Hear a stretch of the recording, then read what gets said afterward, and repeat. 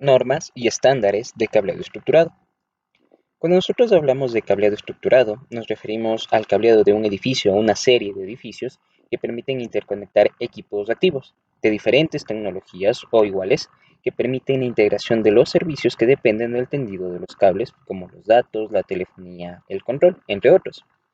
El objetivo realmente es que se cubran las necesidades de los usuarios durante la vida útil del edificio, sin necesidad de realizar más tendido de cables.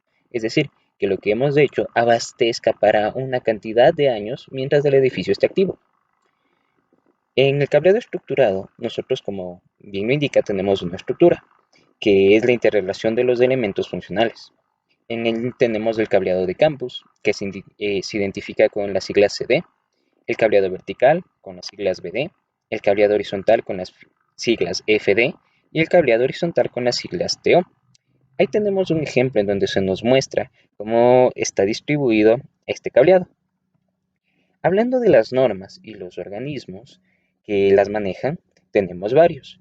Entre ellos tenemos las del ANSI, que son las American National Standards Institute, o en español, el Instituto Nacional Estadounidense de Estándares. Esta es una organización privada la cual administra y coordina el sistema de estandarización voluntaria en el sector privado de los Estados Unidos. Después tenemos también la EIA, Electronics Industry Association, o también Asociación de Industrias Electrónicas. Esta desarrolla las normas y publicaciones sobre las principales áreas técnicas, sobre los componentes electrónicos, la electrónica del consumidor, la información electrónica y las telecomunicaciones. Tenemos la TIA o Telecommunications Industry Association o Asociación de Industrias de Telecomunicaciones. Esta desarrolla las normas de cableado industrial voluntario para muchos productos de las telecomunicaciones y realmente tiene más de 70 normas preestablecidas. Luego tenemos una muy conocida que son las normas ISO o International Standards Organization, Organización Internacional de Normalización o Estandarización. Esta organización funciona a nivel mundial y realmente es la que más normas establece para varios campos o sectores, incluido en este caso la del cableado estructurado. Luego tenemos la IEEE o también con su nombre de Instituto de Ingenieros Eléctricos y de Electrónica.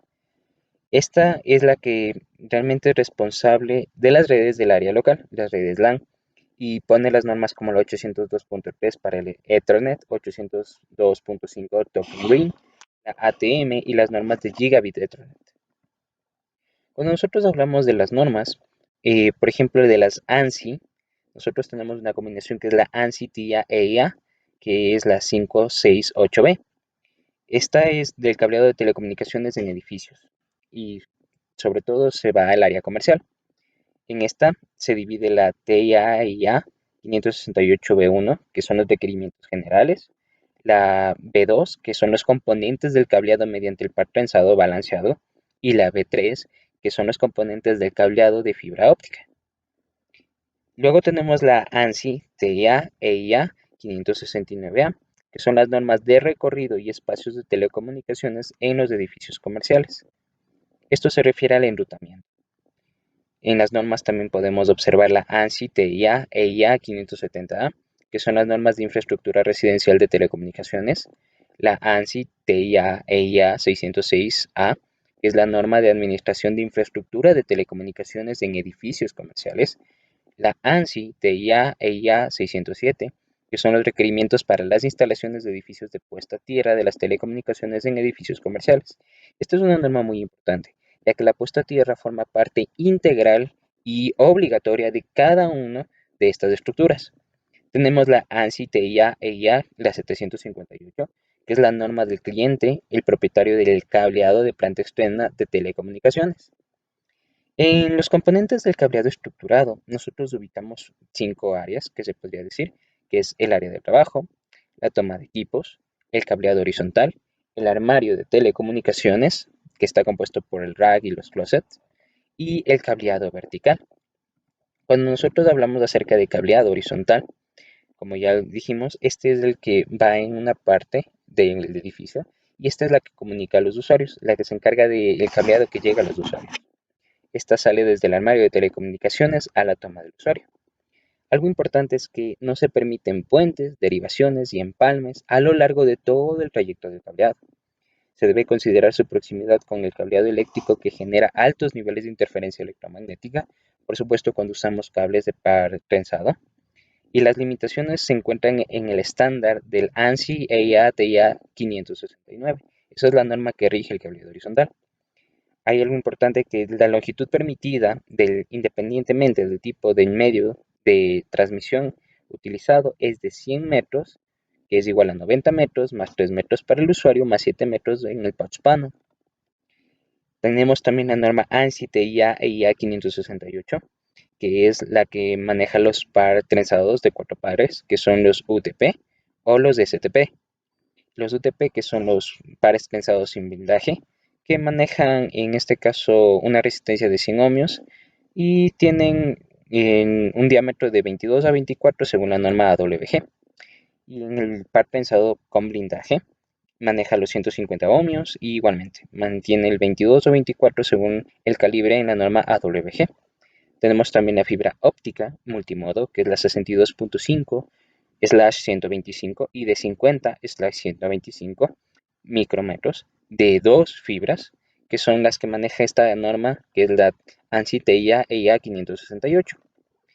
En las categorías de cables tenemos varias, y estas son manejadas igualmente por normas. El estándar descrito por la IATIA 568B nos muestra el cableado de categoría 1, se utiliza para comunicaciones telefónicas y esta no nos permite o no es adecuada para la transmisión de datos, así que sería relegada. Tenemos la categoría 2, que se puede transmitir datos hasta velocidades de 4 megabits por segundo. La categoría 3, que es del cableado que se utiliza en redes de 10 base T y puede transmitir datos a velocidades de hasta 10 megabits por segundo. El cableado de categoría 4, que se utiliza en redes Token Ring y puede transmitir datos a velocidades de hasta 16 megabits por segundo. El cableado de categoría 5, que puede transmitir datos a velocidades de hasta 100 megabits por segundo. El de categoría 6, que ya son redes de alta velocidad, es decir, manejan velocidades de gigabits en los equipos. Cuando nosotros hablamos de esto, también nos regimos a una norma. Para nosotros poder realizar la comunicación entre dispositivos, tenemos la norma EIA-TIA 568A y 568B, que nos muestra cómo vamos a cablear nuestras interfaces, conocidas como las de RJ45. Ahí se nos muestra cómo podemos hacer para hacer el cableado cruzado o el cableado directo, dependiendo de los equipos y las especificaciones necesarias. Para esto sabemos que un cable cruzado se usa para conectar, en este caso, dispositivos similares, que sería un router con un router, un hub con un hub, un switch con un switch, una PC con una PC. Y un router con una PC también se puede realizar con un cableado cruzado. Y el cableado directo se usa para dispositivos generalmente diferentes, que sería router con switch, switch con un router con un hub con una PC o un switch con una PC. Hablando de esto, también tenemos lo que es la sala de equipos, en las cuales se define el espacio donde residen los equipos de telecomunicaciones comunes de un edificio. Esto también está regido por normas. Y de aquí nos vamos al cableado vertical. Es la interconexión entre los armarios de telecomunicaciones, o como su nombre lo indica, es de en vertical. Aquí están los cuartos de equipos y la entrada a los servicios. En este podemos ocupar los cables multipar UTP y STP, y la fibra óptica multimodo y monomodo. La distancia máxima de voz es la UTP 800 metros y la STP 700 metros. La fibra es de 62.5 a 125 micrómetros, puede llegar hasta 2 kilómetros. Entonces, cuando nosotros hablamos de normas y estándares, es muy importante que tengamos en cuenta todo esto para que realmente podamos realizar un cableado estructurado correcto. Todo hoy en día se basa en las normas y los estándares. Es importante que los manejemos y sobre todo que sepamos cómo utilizarlos. Esto ha sido un breve resumen acerca de las normas y los estándares ocupados en las redes de cableado estructurado. Espero que haya sido provechoso.